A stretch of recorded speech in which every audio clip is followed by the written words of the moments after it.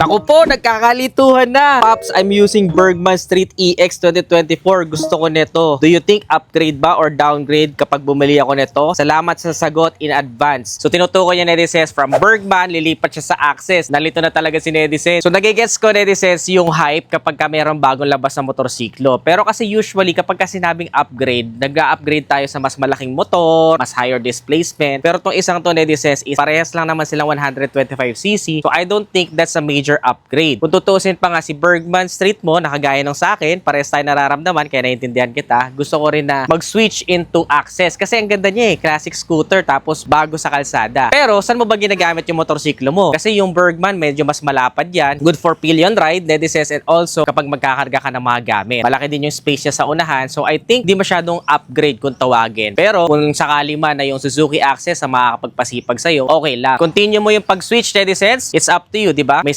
sarili naman tayong preference. But an upgrade na practically or upgrade in general, para sa akin, you can keep your Suzuki Bergman. Ano ba yung mga iba nyo katanungan, Nedices? Drop your questions at baka kayo naman sagutin ko next vlog. Dito nga pala tayo sa Sikihor, Nedices. See you sa mga Nedices natin na nandito. Again, this is Adriano. Always keep it cool, ride safe always.